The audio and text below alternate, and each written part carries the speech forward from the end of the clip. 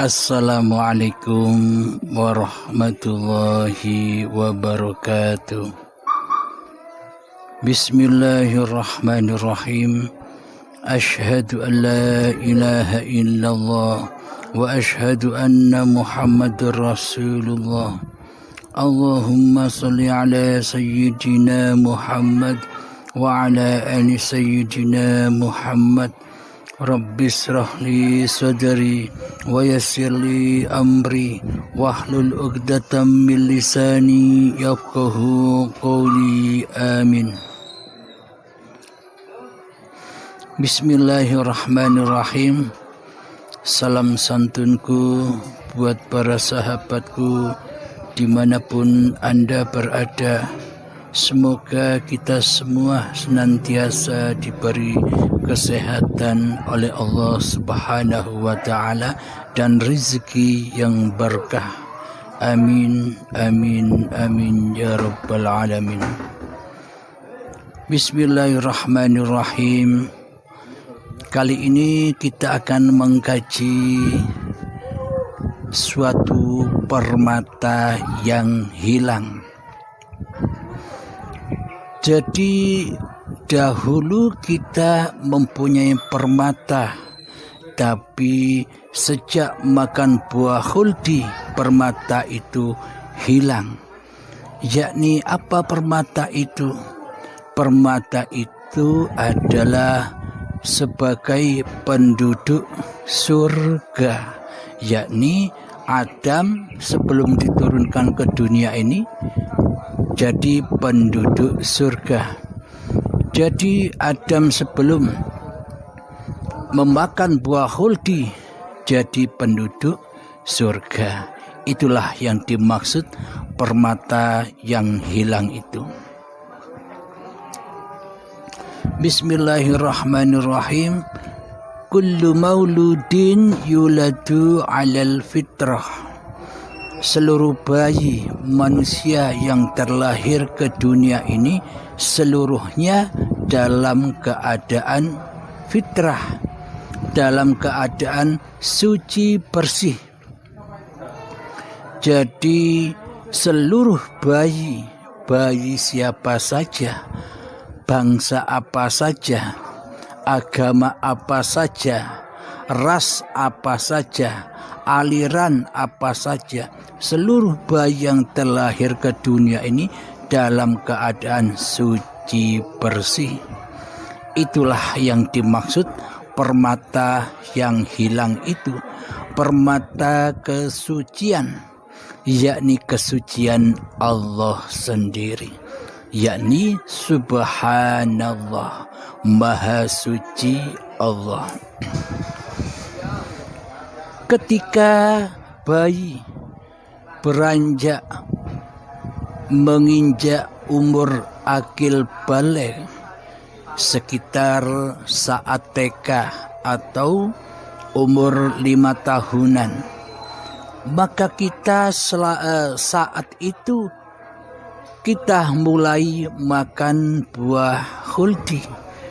Buah khuldi yang kita makan yakni buah-buah pengakuan diri, buah pengakuan kepemilikan diri, yang mana sebelumnya kita tinggal di dalam surganya Allah, yang mana sebelumnya kita ini Adam, di mana sebelumnya kita ini masih gaib.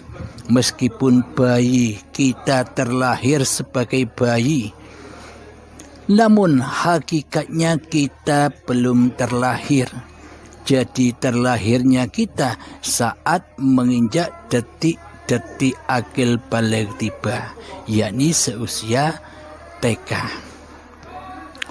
Setelah makan buah khuldi, setelah memakan buah pengakuan diri, setelah memakan buah kepemilikan diri, hidup ini hidupku hamba, badan ini badanku hamba. Sejak itulah Adam diturunkan ke dunia. Sejak itulah bayi yang suci itu terkotori oleh hawa nafsunya, yakni memakan buah khuldi itu maksudnya hawa nafsu mulai hadir saat detik-detik akil balik tiba. Maka diturunkanlah Adam ke dunia. Maka diturunkanlah kita sebagai manusia mulai mengingat dunia, mulai bisa menatap dunia, mulai bisa merasa memiliki dunia. Ayah, ibu, semua kita akui sebagai orang tua kita. Apapun yang kita miliki, semuanya terakui oleh diri kita sejak akil balik tiba. Disitulah masa-masa kekotoran, disitulah masa-masa kejahiliaan. Jadi dari alam yang suci menjadi kotor. Saat inilah masa-masa kekotoran itu. Saat inilah masa-masa kejahiliaan itu. Masa-masa inilah masa-masa lembah dosa yang kita tempati saat ini. Apakah lembah dosa itu? Lembah dosa itu adalah ketika hawa nafsu diri manusia kita mensekutukan dan selalu mensekutukan Allah sebagai pencipta diri manusianya. Itulah yang dimaksud lembah dosa, lembah siksa, kubur dan lembah neraka jahanam di sisi Allah, yang mana bahan-bahan bakarnya sudah tersedia, yakni badan-badan manusia dan hati yang keras melebihi kerasnya batu, yakni hati yang buta, jiwa yang mati akan kesadaran di dalam bertuhan.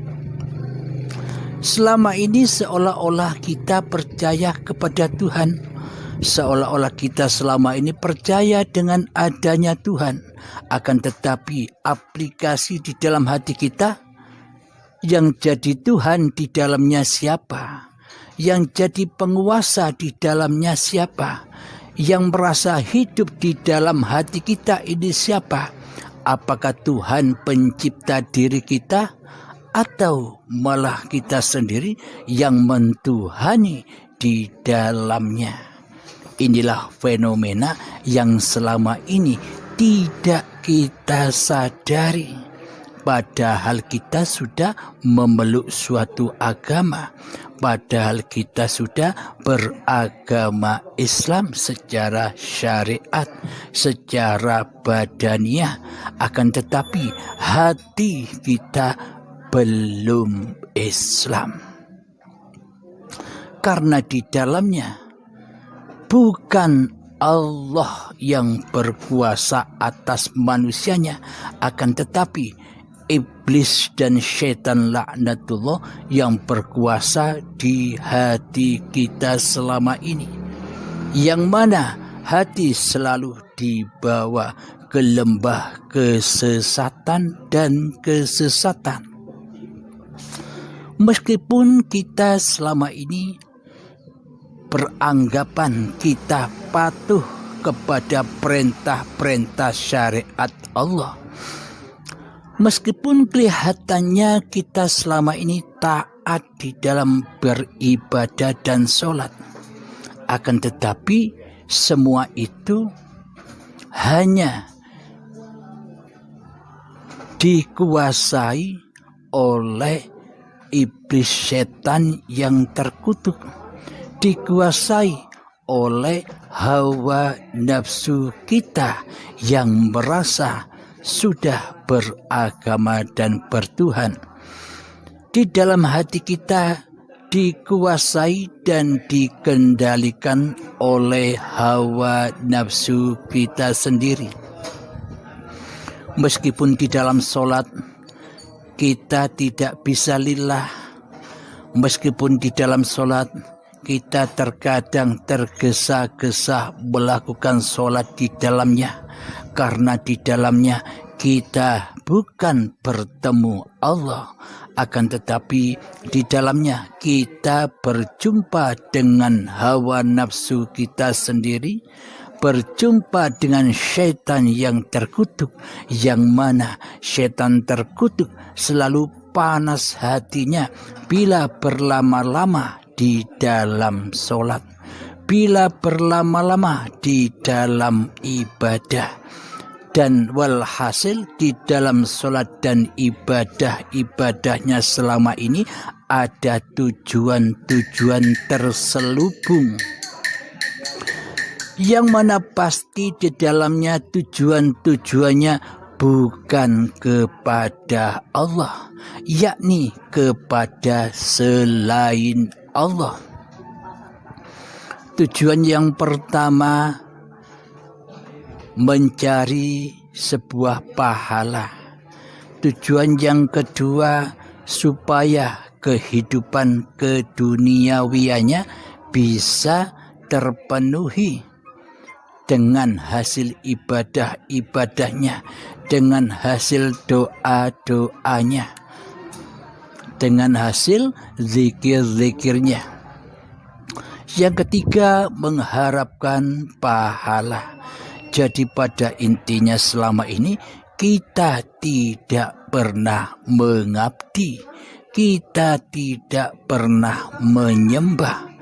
Jadi tanda bukti kenyataan bahwa kita sebagai hamba yang mengabdi kepada Tuhannya, tentunya hati kita menghadap kepada Sang Raja. Jiwa kita menghadap datang kepada Sang Raja, penguasa raja di rajanya hati dan alam semesta ini. Akan tetapi di dalam ibadah-ibadah dan sholat kita selama ini, apa yang kita hadap? Allah kah ataukah dunia? Allah kah ataukah urusan-urusan dunia? Allah kah ataukah bisnis-bisnis kita? Allah kah apakah perempuan-perempuan yang kita cintai? Allah kah ataukah anak-anak yang kita cintai? Allah kah ataukah harta-harta yang sudah kita kumpulkan selama ini, yang ada di waktu dan di saat kita sedang sholat atau sedang beribadah? Mari silakan cek sendiri-sendiri hati kita, karena yang paling tahu hati kita adalah kita sendiri. Sama halnya Allah, bahwa yang tahu Allah ya Allah sendiri. Jadi selama ini itulah permata kita yang hilang, permata kehusukan, permata pengabdian. Beda dengan dahulu ketika kita belum diturunkan ke dunia, ketika kita masih di dalam surga, yakni ketika bayi terlahir sampai menuju detik-detik akil balik, kita berada di dalam surga, berada di dalam permata-permata yang hilang itu, berada di dalam permata-permata kesucian. Karena yang ada saat itu bukan manusia kita, karena yang ada saat itu hidup dan badan, zahir dan batinnya Allah yang maha suci. Karena itulah kullu mauludin yuladu alal fitrah, seluruh bayi yang terlahir ke dunia ini dalam keadaan suci bersih. Suci dari siapa? Suci dari kehadiran diri manusia kita di hati kita. Suci dari hawa nafsu kita yang selama ini mentuhani hidup dan badan ini.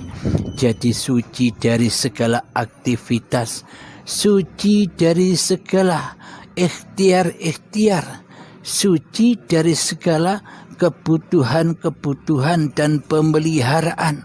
Karena di saat kesucian itu Allah lah yang mengendalikan, Allah lah yang membimbing, maha sucilah yang mencukupi, maha sucilah yang memelihara diri manusia kita ini. Memelihara yakni selalu mencukupi apa-apa yang dibutuhkan oleh jabang bayi. Seolah-olah orang tua kitalah yang mencukupi seluruh kehidupan di saat kita bayi, yang merasa mencukupi kebutuhan-kebutuhan jabang bayi. Seolah-olah orang tuanya lah yang mencukupi dan memeliharanya. Akan tetapi sesungguhnya hidup siapakah yang ada pada kedua orang tua kita? Hidup siapakah yang ada di saat bayi kita? Semua itu adalah hidup yang esa, hidup yang meliputi, hidup yang ahad. Karena badan bayi, karena kedua orang tua kita sudah berada di dalam hayatullah. Jadi Allah lah sang penguasa, Allah lah sang penggerak, Allah lah sang pemelihara ciptaan-ciptaannya. Jadi seolah-olah saja kedua orang tua kita yang memelihara kita, akan tetapi hakikatnya Allah lah sebagai pemelihara, sebagai pencipta, dan sebagai pengada dan penggerak setiap diri manusia. Jadi pemahaman inilah yang selama ini hilang. Kesucian inilah yang dulu menjadi permata-permata hati manusia yang telah lama kita tinggal, yang telah lama kita jauhi.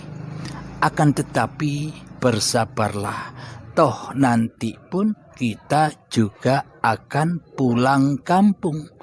Toh nanti pun kita akan bertemu lagi dengan kesucian-kesucian itu. Toh nanti pun kita pasti rojiun kepada kesucian. Ada dua jalan, lewat pensucian-pensucian sekarang, mengenal Allahnya sekarang, ataukah nanti di dalam pensucian atau baiatan akbar, yakni dengan paksa dan siksa dikembalikan ke asalnya.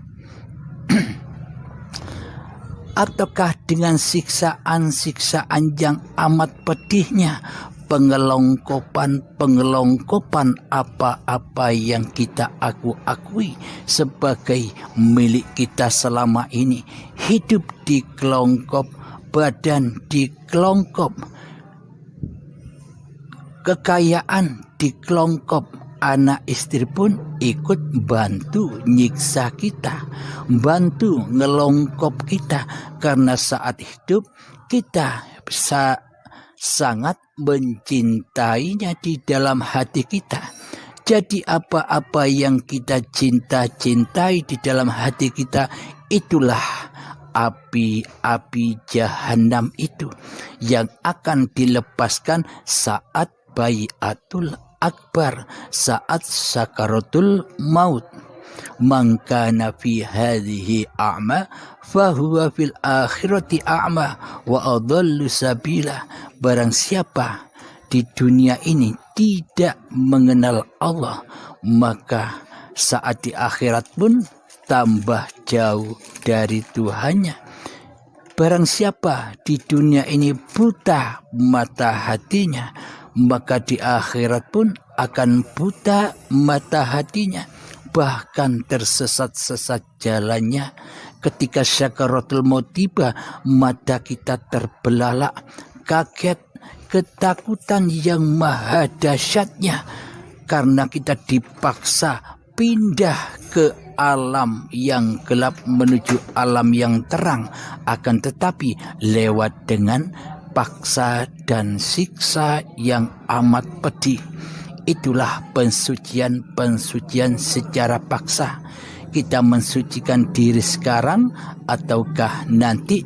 Allah lah yang maha menghendaki setiap hamba-hambanya. Allah lah yang menunjuki atau Allah lah yang menyesatkan hamba-hambanya. Jadi raihlah permata itu saat ini. Jadi raihlah husnul khotimah itu saat ini, agar saat di akhirat kita tetap di dalam kesucian. Alhamdulillahirabbil alamin. Semoga saya dan semoga kita semua senantiasa dijaga oleh Allah Subhanahu wa ta'ala, diperkenalkan oleh Allah Subhanahu wa ta'ala saat ini juga, saat kita hidup. Tidak nanti ketika badan sebelum disiksa di sakaratul maut. Kita lebih baik matikan dirimu saat ini, maka kau akan selamat. Jadi syarat untuk menemukan permata yang hilang itu memang syaratnya harus mati. Mati sekarang atau mati besok. Kalau sekarang cukup dengan rela dan ridho, dibimbing dengan siapa yang memaparkan.